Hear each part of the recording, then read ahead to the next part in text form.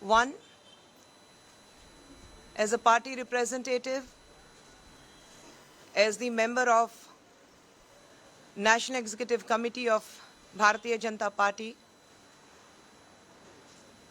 I had gone to Cochin, Alleppey to pay my condolences to the family of our beloved brother, Advocate Ranjit Srinivasan, who was brutally murdered a few days back. The murder, which took place in a very, very gruesome manner, it's there for everyone to see. It was well planned, well executed murder which happened in a broad daylight in his home itself. It is very unfortunate to see these kind of murders happening in Kerala time and again. I firmly believe politics, whichever party they belong to, cannot be an eye for an eye or a vindictiveness. Every party claims that they're working for the state and the nation. And we at BJP would like to completely believe in that. And thus, we say that the party and the politics should be clean. People behind the murder of Advocate Ranjit, why this murder happened, it's there for everyone to see, and the state government cannot deny that they are not aware of it. 2 people have been arrested from SDFI in the morning, is what the newspaper says. But when this murder happened, the police station, which is just 200 meters away from Ranjit Srinivasan's house, they were lethargic in their action. They could have easily closed the exit points and arrested the murderers. But that did not happen, and we are not aware, we are not sure whether the actual murderers, the actual perpetrator of this gruesome murder, whether they are still in the state or they have fled the state. This is an eyewash when the state government says that 2 people have been arrested. This murder and a murder prior to that, and a murder prior to that, and it goes on. I would like to urge the Honorable CM of Kerala, Shri Pinarayi Vijayan sir, please look into it and let's make sure that the murder of Advocate Ranjit Srinivasan is the last one in the state, which is politically motivated. Nobody gains anything from these kind of murders. And when it comes to Ranjit Srinivas,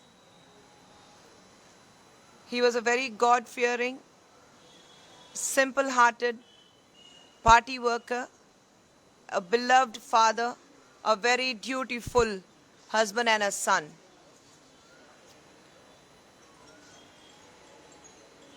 We need justice when it comes to these kind of murders. We need justice to be delivered at the earliest. And we, as we feel that losing Ranjit Srinivas was losing a family member to us, we will not keep quiet until unless justice is given. If not to anybody else, it is government's duty to make sure the justice is delivered to the old, unconsolable mother, a wife who had dreams of growing old with a man she loved. Most importantly, those 2 young girls who are in 6th and 9th standard, who have been orphaned without a father at such a young age. No words of comfort, No words of compassion can ever fill the vacuum that has been left behind or the pain which will remain in their hearts for lifelong. The other reason why I'm in Kerala is because the government of India has come up with one Poshan Abhiyan, which is we are looking at children aged between 0 and 6 who are malnutritioned. They might think, the opposition might think that you already have children who are registered with Anganwadi, but we love to work little differently. And we have almost 7.5 crore children who are registered with Anganwadis all over the country. But our census says that we still have over 7 crore children who are not registered with Anganwadi, and we need to register those children and give them all that it requires to make them healthy. We firmly believe आज का स्वस्थ बच्चा कल का स्वस्थ Bharat. A very, very healthy child tomorrow will be the base of a very healthy country tomorrow. The government of India has started an app called Poshan Abhiyan, Poshan Tracker app, where we can register the children and provide them with all the nutritious supplements which is required with age between 0 and 6. Kerala alone, we have 9% of children who are underweight, 5.6% of children who are undernutritioned. So we are looking at those children and we need to bring them out and provide them with all it takes. I'm here as the steering committee member of Swasth Balak Balika Spardha, which is launched by the government of India. We are working on these lines not to take the party forward, but to take as all the other schemes of the government of India to the people.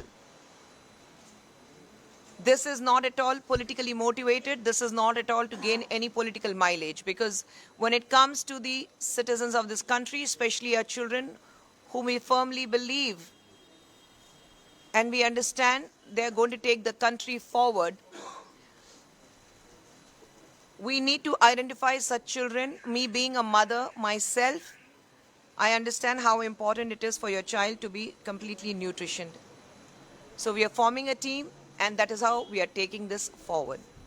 And we are very sure that in a very little span of time, we will be able to identify such children all across the country who have been working in different states, and we will be able to identify these left out children aged between 0 and 6 and provide them with all that it takes. Now I'm open to your questions.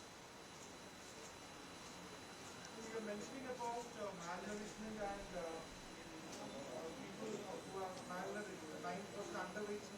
So what exactly is the plan of action by the state, by the initiative that you are part of the steering committee? Okay.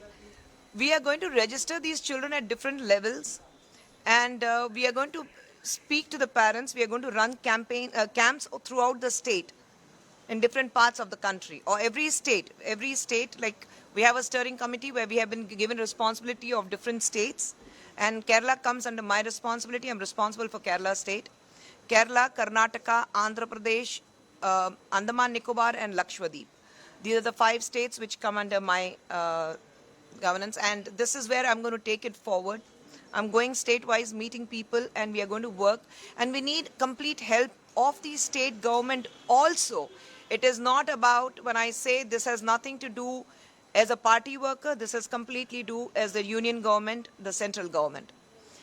We need the help of the state government also, so that we can address the people. We can address 52% of women, especially pregnant women. 52% of pregnant women in our country are anemic, which leads to malnutrition children when they are born. And that's why we say between 0 and 6, because between 0 and 6 is when the child needs the maximum nutrition. So we start with these children first. We identify them. We provide them. The government of India is going to provide them with all these supplements and the kind of food they need to keep them nutritioned. And we will not be able to do this without the help of the state government, without the help of the health secretary, without the help of the urban commissioner, labor commissioner, and everyone. So we need to have a joint effort. And at this point, I would like to very humbly request the state government, our Honorable CM Pinarayi Vijayan sir, to please help us not look into this as a political mileage program, but as something which can help the state also and take the country forward and the state, because in Kerala you have the maximum number of literacy. Highest rate of literacy is Kerala. So we need to make them understand that though we have 100% of literacy, why do we still have 9% of underweight and 5.6% of undernourished children?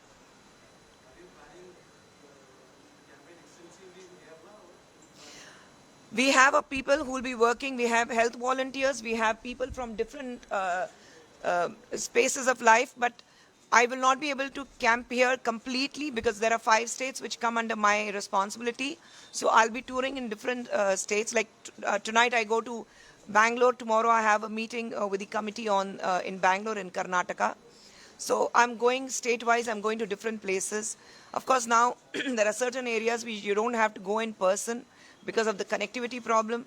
So thanks to the technology, we are able to connect on internet, we are able to connect on Zoom or WebEx. So we are conducting meetings non-stop. Every day we are conducting meetings.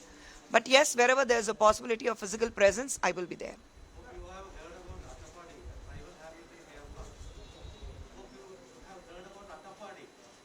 Tribal area.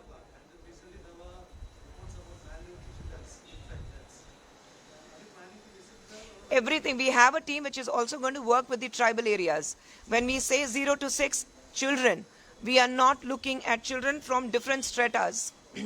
We say we are addressing children from 0 to 6, and that means irrespective of their social strata, irrespective of which category they belong to. So our tribal people are definitely part of this strategy, and they will be included into this.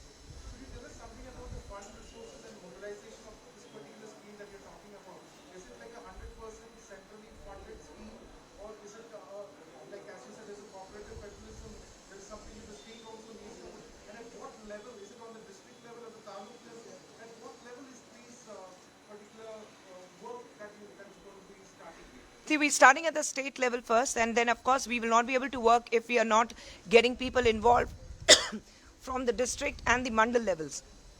So it goes to every level because you need to identify. If I say that I'm going to sit in Trivandrum and ask my team to identify the children, like you said, in the tribal areas or the interior parts of Kerala, it won't be possible. So we need people in different spheres of life and different areas where they will specifically work in those portions. As far as it will be completely state funded or centrally funded, that I would leave to my the main committee chairperson, Mr. Dr. Anil Jain. He will be calling the press very soon, and he'll be addressing to it. I will not get involved in that. My duty is to make sure that the meeting happens, we run this campaign, and we take it as much as forward, bring in a lot of awareness among the people. What happens is the minute you talk about conducting these kind of camps, people from probably higher society strata, they might feel that why would I take my child to a camp? I rather take my child to a pediatrician or to a nutritionist. And every mother would like to believe that my child is the healthiest one, even if the child is a little overweight. I have been that kind of a mother, but trust me, even an overweight child means that the child can be malnutritioned. So we need to identify those kind of children. And we take this message forward that there is a camp. Like we run about breast cancer awareness, we run about, like for mothers, breastfeeding mothers, how important it is for the lactating mothers to take care of their health during this, whether it is about the protein diet or whether it is about the kind of medicines which has been prescribed by the gynecologist or the doctors. And also when we talk about any kind of awareness, like during even COVID, we were talking about awareness, how important it is. There was a drive. So this is a movement, and this movement is people's movement where we involved every person, including your good self, to spread a message that my child should be nutrition. My child should be healthy. Tomorrow, I don't want any kind of a problem with my child. So it's not about, though the government of India is taking it forward, it does not mean the responsibility ends with government of India or the state government is going to be involved. So the responsibility ends with the state government. I think when we are spreading out a message for the people, a scheme which is for the people of this country, for the children of this country, it becomes every citizen's responsibility to spread this message and create awareness.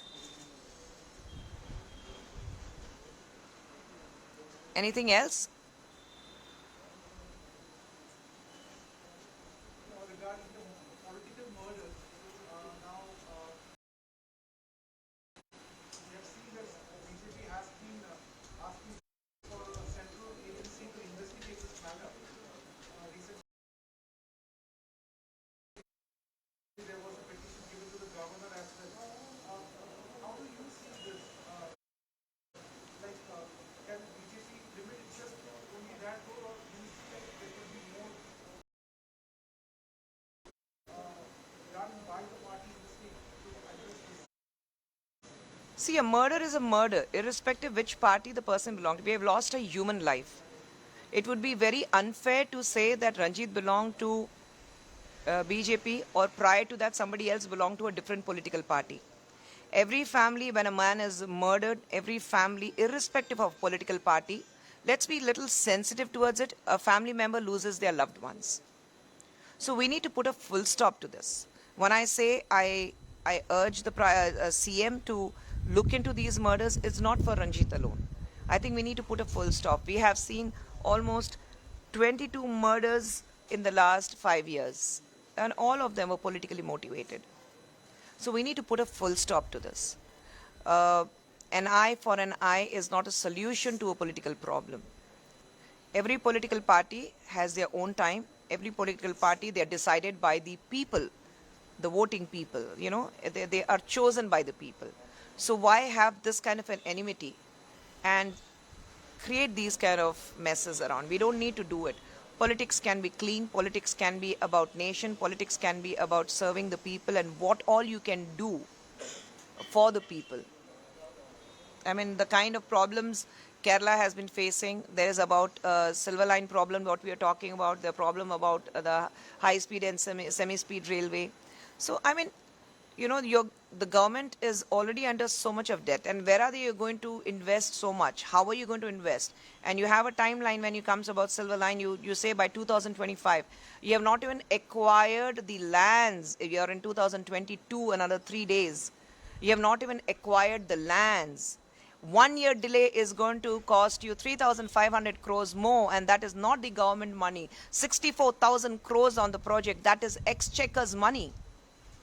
What is the planning which is going to go into it? You're looking at a footfall, a ride fall of 79,000 people a day in 2025. Those are all, building a castle in the air. You do not know until unless actually it comes out. And even the experts say that this is a bizarre calculation where though no mind has been applied into looking into these calculations. So we need to understand where are we heading? What are we doing? Yes, the opposition might say that, oh, you have a corridor coming up, you have something coming up in Goa, Kasaragod, you have something coming up in UP. Yes, but there has been a complete mind which has been applied into it, and how it's going to, the lands have been acquired, the work has started. But here, every delay in every project is going to cost a man paying out of his, every human, whether you buy one glass of tea, or you buy a bottle of water, or you buy even a kilo of tomatoes or potatoes. It's going to go from the exchequer's pocket. So a common man is going to bear the burden. But is it going into the right direction? You're talking about 2057 is what we are talking about. Well, let's see where we go 5 years later. 2025 is just 3 years, and we have done nothing as yet. So 2057 is like you're looking at next to next generation. 35 years down the lane. Where are we heading? So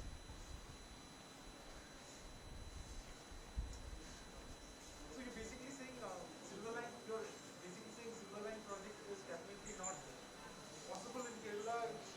No, they already have. The union government has already brought in a high-speed railway line. So why not, just because you have an ego where you say, I'm not going to work with the union government, but I'm going to form something on my silver line myself. So, both state and the central government need to coexist, need to work together. Any which ways, it's exchequer's money. No government is going to pay from the pocket. But how we can lessen the burden of the people is what is important. Is the Kerala government ready to spend 64,000 crores from its own pocket, despite of having so much of loan and the debts in the government? Are they ready to spend so much? And every year delay is going to cost you another 3,500 crores, which is not a small amount. Who is going to bear the cost? So you need to think into it. You need to go into it and look into it, that how are you going to do it. That is what is important.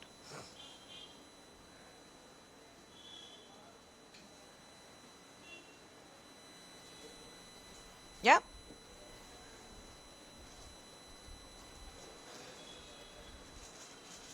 Any other questions?